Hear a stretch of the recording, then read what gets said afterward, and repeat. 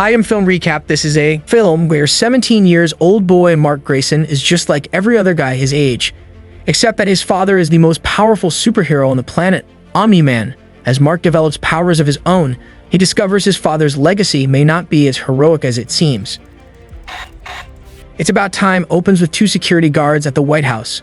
Guard Steve talks about his stepson. Despite all the hell he has caused, Steve is looking forward to the day his son gets that diploma.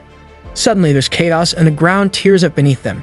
Two large blue brutes come from the ground and start shooting at the White House. And then a group of superheroes, the Guardians of the Globe, turn up to fight. While trying to protect the White House, they have to protect civilians as well. The superheroes clear the White House and then successfully deal with the blue brutes. And then the story quickly switches to Mark Grayson. He's watching his father, Nolan Grayson, Omni-Man, saving the day at the White House. Nolan returns home and starts snogging his wife Debbie Grayson, and their son Mark gets irritated at how open his parents are in front of him. Mark is looking forward to getting his powers, and his father offers him hope. Mark seems downbeat about not having powers yet. He's a character with this strong sense of privilege. At school, Mark gets irritated at a kid called Todd for sexually harassing Amber. He attempts to stand up to Todd, yet he's smacked right upside the head while Amber kicks Todd, where it really hurts. Later on, working, Mark acknowledges he has his abilities as he threw the garbage to space.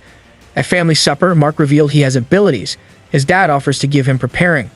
Sometime later, Mark is overpowered and understands he will have the option to fly.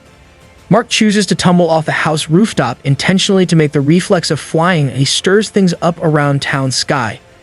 He coincidentally almost catches up with a plane enclosures somewhere down in the climate. He falls oblivious and falls. As he awakens, he hits the floor. Invincible Season 1, Episode 1 shows how difficult it is for Mark to be a superhero. It isn't all roses as he thought it was.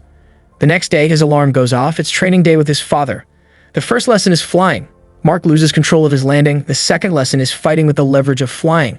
His father punches Mark square in the chest, and he hurts him. Nolan tells him to be prepared for everything. When they return, Debbie senses that Nolan is already impatient with Mark. At school the next day, Todd bullies Mark and threatens him. Mark asks Todd to hit him as hard as he can repeatedly. Each punch has no effect, and everyone is shocked. After school, Mark puts on a makeshift superhero suit to stop a bank robbery with a villain and criminals. A villain that's made of rocks fights him. Mark hasn't given himself a name yet. His father finds him and tells him he looks ridiculous, and that he's not ready. Mark asks him to hit him and gets emotionally frustrated. He wants to prove his father wrong and be like him. Nolan introduces Mark to a man that creates superhero suits, Art Rosenbaum. He asks him if he has a name yet so that he can strive for iconic in terms of a suit. When he returns home, Debbie asks Mark to get inside, but he refuses. Debbie reminds Mark that she's still there for him as a mother. She tells Mark to be the greatest you. The next day, after speaking to his father, he has a light bulb moment. He will be called Invincible. He gets his new suit and flies around the city. And then the new animation series gives that moment where a new superhero has his limelight. It's not, I'm Batman. It's not, I'm Spider-Man. As he enjoys the skies, he sees an explosion in the distance and flies towards it. There's a villain that the police are trying to stop. Mark punches the villain repeatedly. He announces his name for the first time. I'm Invincible. But then the ending to Invincible Season 1, Episode 1 brings shocking circumstances. This is going to be more than a simple superhero animated series. But then the ending to Invincible Season 1, Episode 1 brings shocking circumstances. This is going to be more than a simple superhero animated series. The next phase of the episode shows the Guardians of the Globe. Each superhero is alerted of an incident.